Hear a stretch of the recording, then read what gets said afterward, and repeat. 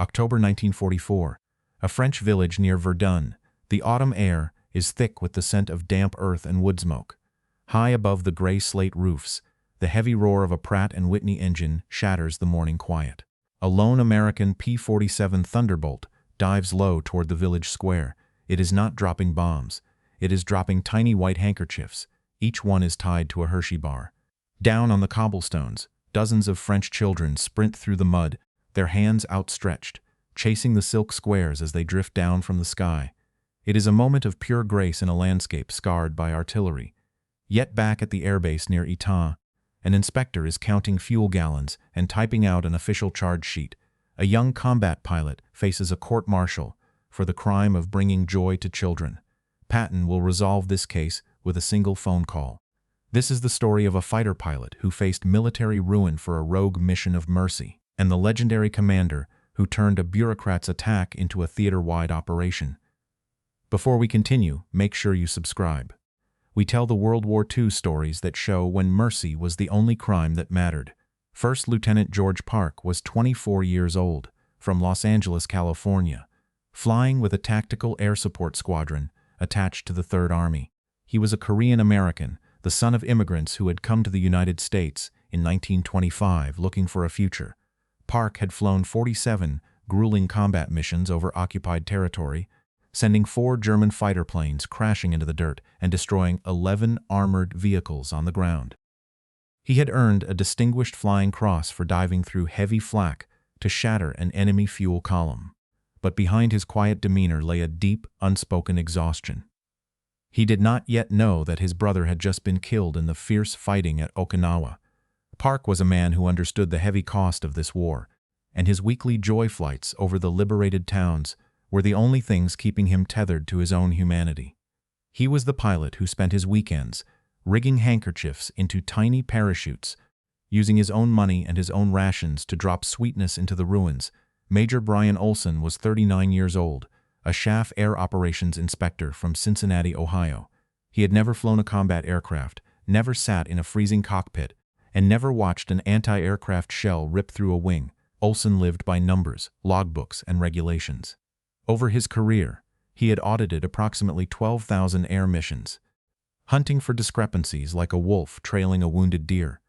He had personally flagged and broken 47 pilots for minor infractions, proud of grounding men who flew celebratory victory rolls or delivered black market champagne to starving French towns. Olson carried a slide rule in his breast pocket like a weapon, using it to calculate the exact dollar amount of wear and tear on every unauthorized flight. To him, the war was a giant spreadsheet that required absolute balance, and civilian morale was an expensive, sentimental distraction. He looked at Park's flight logs and saw nothing but stolen fuel, wasted engine hours, and a blatant defiance of military law that had to be crushed. October 1944 was a month of mud, blood, and stalled momentum across the European theater. The lightning sprint across France had ended. The Allied armies had run straight into the rugged, concrete fortifications of the West Wall and the stubborn defenses of the Lorraine region. Gasoline was more precious than gold. Every drop of fuel was rationed, counted, and cross-referenced by an expanding army of rear-echelon bureaucrats. Ammunition dumps were strictly monitored, and logistics officers fought bitter internal wars over tonnage priorities. In the skies above the Third Army, tactical fighter bombers flew relentless missions through worsening autumn weather to blast German pillboxes and clear the path for the infantry. The margins for error were non-existent, and the pressure on commanders to account for every resource was absolute. In this climate of total war, many back area administrators lost sight of the human landscape below them. They saw the conflict only through spreadsheets, supply logs, and columns of figures. Other division commanders and staff officers routinely ignored or heavily penalized any deviation from standard operational procedures, fearing the wrath of supply inspectors more than the enemy. Acts of casual kindness or unofficial interaction with the local populace were often treated as dangerous distractions or outright breaches of military discipline. Regulations were enforced with blind, unyielding rigidity, even when those regulations crushed the very spirit the Allies claimed to be liberating. A pilot who dared to use his multi-thousand-dollar weapon of war for anything other than destruction was asking for administrative execution. The cold machinery of the military bureaucracy was poised to grind a young lieutenant to pieces, completely blind to the goodwill he had built. The flight logs at Patton Air Base remained open on a cold metal desk, waiting for a final signature. Major Brian Olson sat in the small, drafty operations office at Patton, his slide rule resting beside a stack of typed flight manifests. Across the wooden desk stood Lieutenant Colonel David Reeves, his jacket damp from the autumn drizzle. "Colonel, this matter is completely transparent," Olson said, tapping the papers. "Your pilot has 11 flights that do not match his ammunition expenditure records. Lieutenant Park is a combat pilot, with 4 confirmed air kills." "Major," Reeves answered, keeping his voice flat. "He is flying those extra hours to maintain proficiency between scheduled ground support missions. Proficiency does not require low-altitude passes over civilian structures," Olson said. The local civil affairs office passed along these letters from a parish priest, thinking it was a joke. "It is no joke. He is dropping parcels. He is dropping candy from his own rations." Reeves said, "The children wave at the P-47s. He wanted to give them something back. It costs the taxpayer nothing. It costs $4,847 in fuel and engine depreciation," Olson countered, his pencil sketching the numbers on a notepad. "This equipment belongs to the United States government. It is not a toy for civilian amusement. The French people in those villages look at our planes and see liberators, not just bombers," Reeves said, stepping closer to the desk. "Park is doing more for local security than a company of military police." "The rules do not make exceptions for sentimentality, Colonel," Olson said, his face hardening as he pulled a folder toward him. "I am filing formal charges. Unauthorized use of combat aircraft, diversion of aviation fuel, improper use of military equipment. He must be grounded immediately and face a court-martial." Reeves looked at the pile of thank-you notes typed on thin, yellowed paper. "I will not forward those charges, Major. They are absurd. Then I will bypass your office and send them directly to 3rd Army headquarters," Olson said, locking his briefcase. "The regulations apply to everyone, even your favorite pilots." The paperwork left the airfield before noon, passing up the chain of command through rain-slicked courier routes. The report reached Patton within the hour. The general's command car splashed through the mud outside the Tactical Air Command post, its horns blaring a sharp warning. Patton stepped out before the wheels stopped spinning, his 4 stars catching the dim gray light, his ivory-handled revolvers riding high on his hips. He walked straight past the saluting guards and entered the office, where Olson and Reeves stood waiting.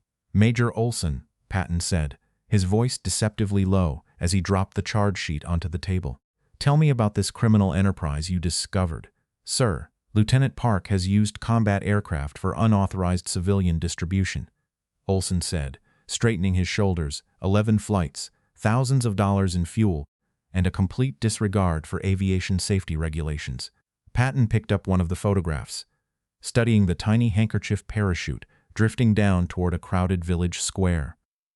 "And you believe this is a court-martial offense, Major?" "The regulations are explicit, General," Olson answered, gesturing to his manual. "If we allow pilots to use tactical fuel for personal charity, the entire logistics structure collapses."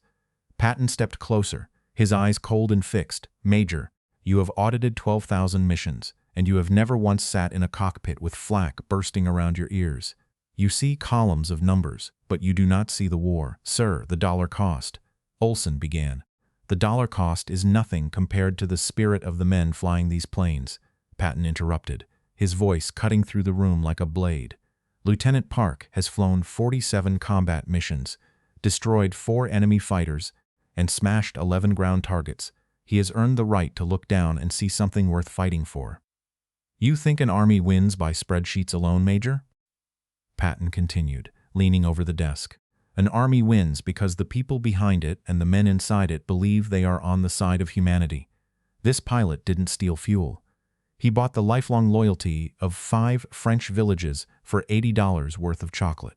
Patton turned his back on Olson, looking directly at Colonel Reeves. "Colonel, these charges are dismissed here and now. Lieutenant Park is to continue his flights. In fact, his weekend missions are now an official 3rd Army Community Relations program. Adjutant, see to it that 50 additional candy bars are drawn from our welfare funds every week and delivered to Park's hangar." Reeves saluted sharply. Yes, sir. As for you, Major Olson, Patton said, turning back with a tight, humorless smile, your talent for meticulous auditing is wasted on a combat zone. You are reassigned immediately to the Aviation Training Depot at Pensacola, Florida. You will teach stateside cadets how to count pennies. You leave Europe tomorrow. Olson opened his mouth to speak, but the look in Patton's eyes silenced him instantly. He saluted, picked up his briefcase, and walked out into the rain.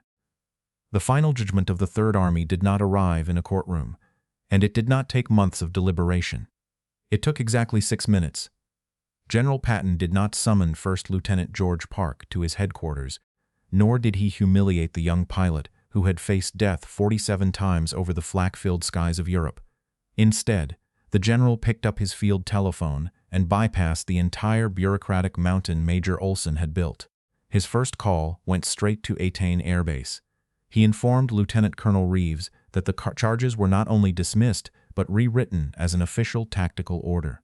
Patton declared that the weekend flights were now a formal community relations program under his personal command to ensure the missions achieved maximum impact.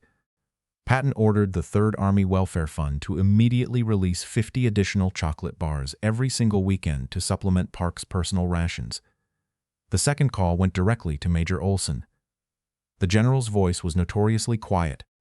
Cutting through the operational headquarters like a straight razor, he informed the inspector that his meticulous audit had successfully identified an excellent idea. Then he delivered the true verdict. Olson was stripped of his European theater credentials on the spot. Patton ordered his immediate reassignment to a stateside training depot in Pensacola, Florida, effective at dawn. The man who lived by the slide rule was sent thousands of miles away from the combat zone, tasked with auditing ledger books in a stagnant southern swamp, while the war moved on without him. In 1946, George Park returned home to Los Angeles, California. He used the GI Bill to study aerospace engineering, eventually taking a position at Lockheed, where he spent 32 years designing the next generation of American aircraft. In the summer of 1962, he traveled back to France with his wife. When his ship docked, he discovered that 3 of the villages he had bombed with chocolate had organized a massive reception. Over 200 of the children he had fed, now grown men and women with children of their own, gathered in a village square outside Verdun to greet him. They presented him with a shadow box containing a small parachute made from a French silk scarf, holding a single, vintage American chocolate bar. Park kept that shadow box on his office desk until his retirement in 1994, later donating it to the Smithsonian Institution in 1998, where it remains on display. Major Brian Olson returned to Ohio in late 1945, after spending the remainder of the war counting fuel barrels at a training depot in Florida. He lived out his life in Cincinnati, working as a corporate accountant, and remained bitter about his sudden exile from Europe until his death in 1978. General Patton never spoke of the incident to the press, but he kept one of George Park's original handkerchief parachutes inside his personal footlocker. In a letter to his wife dated October 1944, he wrote that a soldier who fights like a demon has every right to give like a saint.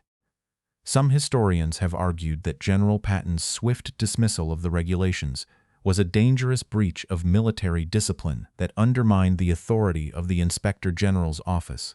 They claim that allowing combat pilots to perform unauthorized low-altitude flights for civilian morale set a precedent that could have resulted in fatal accidents or the waste of critical wartime fuel. Other historians argue the exact opposite, maintaining that Patton possessed a rare, intuitive understanding of the psychological dimension of warfare. They believe he recognized that a few dozen candy bars dropped from a P-47 did more to secure the loyalty of the French population than 1,000 official proclamations ever could. What is certain is that Operation Sweet Skies became a legendary chapter in the history of the Tactical Air Command, proving that even amid the absolute brutality of global conflict, a single commander's decisive action could protect a necessary act of human kindness. If you had been in Patton's position, would you have done the same? Or would you have simply dismissed the charges and allowed the inspector to remain in his post? Let us know in the comments. And if you want more stories about when mercy was the only crime that mattered, make sure to subscribe.